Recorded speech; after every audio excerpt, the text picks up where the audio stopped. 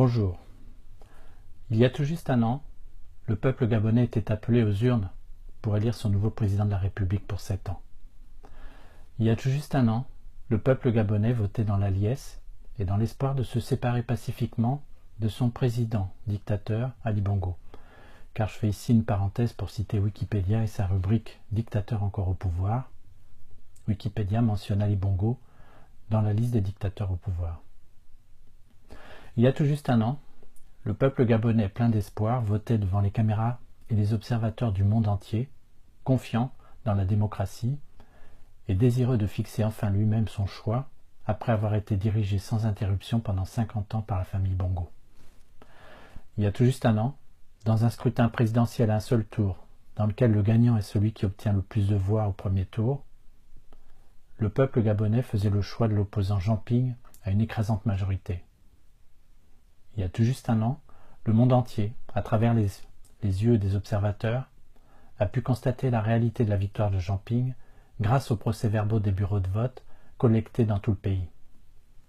Et pourtant, 3 jours plus tard, le président de la CENAP, la commission électorale gabonaise, l'entité chargée de valider les résultats du scrutin, déclarait vainqueur Ali Bongo grâce à une manipulation plus qu'audacieuse des résultats dans sa province natale sous la forme d'un vote massif avec un taux de participation que l'on pourrait qualifier de stalinien de 99,93% et 95,48% de votes en sa faveur et une population réévaluée à la hausse. Les grands pays démocratiques n'ont pas été dupes et n'ont pas reconnu le président Ali Bongo. Mais si quelques voix timides ont tenté de dénoncer cette manœuvre, elles sont restées inaudibles face aux cris des représentants du pouvoir gabonais, jurant que c'en était fini des interventions des anciennes puissances coloniales, que c'en était fini de la France-Afrique, et qu'ils refuseraient toute ingérence. Cela a même été repris dans une chanson après les élections, je cite, « Pas d'ingérence, laissez-nous faire en douce nos manigances ». Après l'annonce des résultats, le peuple s'est levé dans tout le pays. Le pouvoir, qui avait anticipé la réaction, a réprimé dans le sang l'ensemble des manifestations, accusant Jean Ping d'appeler le peuple à la révolte. Prétextant l'incendie du Parlement à Libreville, rappelant étrangement l'incendie du Reichstag en 1933 qui a permis au parti nazi de suspendre les libertés individuelles, les forces de sécurité à la solde du pouvoir ont pris d'assaut le QG de Jean Ping, y faisant des morts et des blessés, et capturant des responsables politiques présents au moment de l'assaut. Ces responsables politiques seront libérés quelques jours plus tard, sous la pression internationale, démontrant que la pression internationale peut agir sur le pouvoir en place. Les événements post-électoraux ont fait plus de 300 morts dans tout le pays. À Libreville, des miliciens cagoulés ont tué des Gabonais en toute impunité, à quelques centaines de mètres des militaires français stationnés à Libreville. Sans intervenir dans le processus électoral, l'armée française aurait pu montrer ses muscles et empêcher les tueries. Au lieu de ça, pendant que les mercenaires à la solde d'Ali Bongo assassinaient des Gabonais dans les rues de Libreville, les 400 soldats français stationnés à quelques centaines de mètres de là avaient pour ordre de rester dans leur caserne. À la suite de quoi, la France s'est tue, ou presque. La France s'est tue parce que le pouvoir gabonais criait plus fort qu'elle. Le pouvoir gabonais criait « Pas d'ingérence, c'est fini la France-Afrique, il y en a marre, laissez-nous faire chez nous. Réglez vos problèmes chez vous et laissez-nous régler les nôtres. » Jean-Marc Ayrault s'est contenté de dire que tous les doutes n'avaient pas été levés et que Ali Bongo devait dialoguer avec son opposition. Depuis quand demande-t-on aux tricheurs de dialoguer avec ses victimes? Et que l'opposition devait accepter le verdict de la Cour constitutionnelle. La Cour constitutionnelle, présidée depuis 1991, autrement dit depuis 25 ans au moment des événements, par la belle-mère d'Ali Bongo, a désigné Ali Bongo.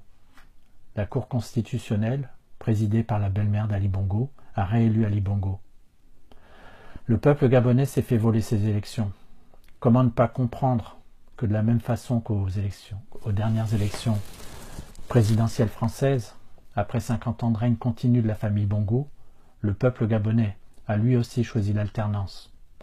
Comment ne pas comprendre qu'après 50 ans de règne de la famille Bongo, le peuple gabonais a choisi l'alternance?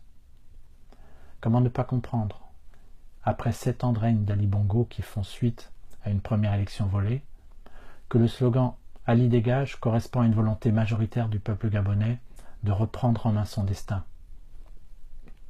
Le peuple gabonais a désigné démocratiquement un candidat d'alternance, Jean Ping. Le Gabon est-il un pays démocratique? Si le Gabon est un pays démocratique, il ne l'est pas comme on l'entend.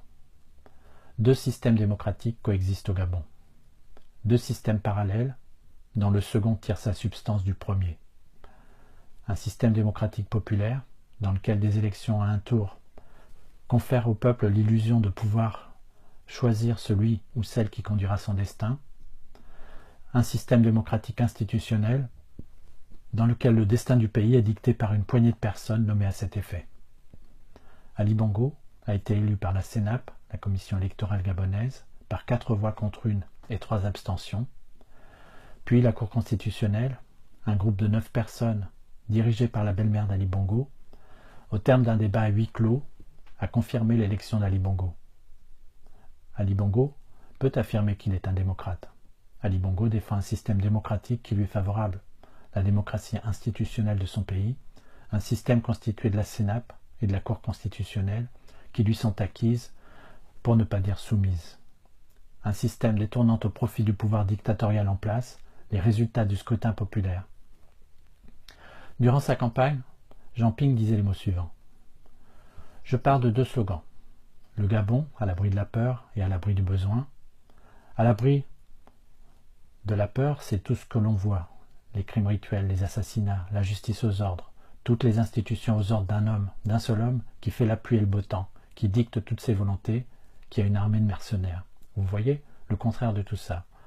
Ça veut dire une chose très simple, bâtir un état de droit, une démocratie, la liberté de la presse, des institutions indépendantes, une justice indépendante, des droits de l'homme respectés. » Fin de citation. Au regard des événements post-électoraux, ces propos prennent tout leur relief. Des institutions aux ordres d'un seul homme, qui fait la pluie et le beau temps, qui dicte toutes ses volontés, qui a une armée de mercenaires. Bâtir un état de droit, une démocratie, la liberté de la presse, les institutions indépendantes, une justice indépendante, des droits de l'homme respectés. Le peuple gabonais a voté dans le calme, dans l'espoir d'une alternance, puis il a été bafoué dans ses droits par des dirigeants qui, depuis 50 ans, refusent de rendre le pouvoir.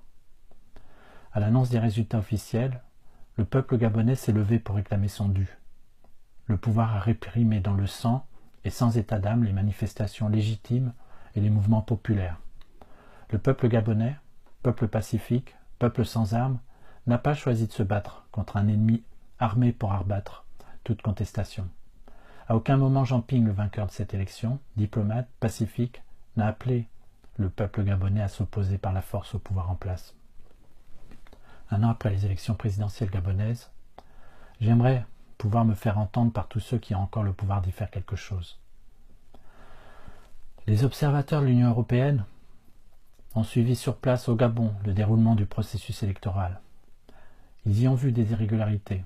Ils ont constaté la falsification des résultats. Ils ont été espionnés. Ils ont subi les pressions du pouvoir en place. Ils ont été accusés de faits qu'ils n'avaient pas commis par un pouvoir gabonais arrogant. Si rien n'est fait aujourd'hui, Ali Bongo pourra rester au pouvoir jusqu'à la fin de ses jours. Si rien n'est fait aujourd'hui, tous les dictateurs de tous les pays du monde pourront, chacun dans son pays, continuer de détourner le résultat des élections et rester accrochés au pouvoir, quelle que soit la volonté du peuple. Si nos actes ne s'ajustent pas sur nos propos, comment pourrons-nous encore donner des leçons de démocratie? Tout le monde sait qui a gagné les élections.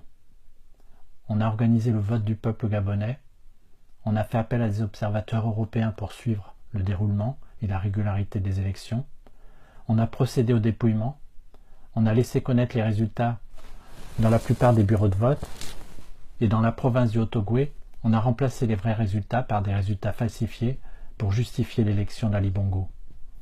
La CENAP a voté par 4 voix contre 1 et 3 abstentions en faveur d'Ali Bongo. Les institutions internationales ont fait pression sur Jean Ping pour qu'il dépose un appel auprès de la Cour constitutionnelle du Gabon. La Cour constitutionnelle a écouté les seules doléances d'Ali Bongo et effacé les résultats dans des bureaux de vote favorables à Jean Ping, sans remettre en cause les résultats tout à fait anormaux et dénoncés par l'Union européenne dans le Haut-Ogooué. Résultats tout à fait anormaux, car selon les sources officielles, 47 personnes n'ont pas voté dans cette province, au lieu des 10 000 recensés dans les procès-verbaux. Résultats normaux, avec un taux de participation stalinien de 99,93% et 95,48% de vote en faveur d'Ali Bongo. Le Gabon a fait l'objet d'un hold-up électoral. Après la sentence rendue par la Cour constitutionnelle, les institutions internationales ont demandé à Jean Ping d'admettre le résultat des élections et appelé Ali Bongo à dialoguer avec son opposition.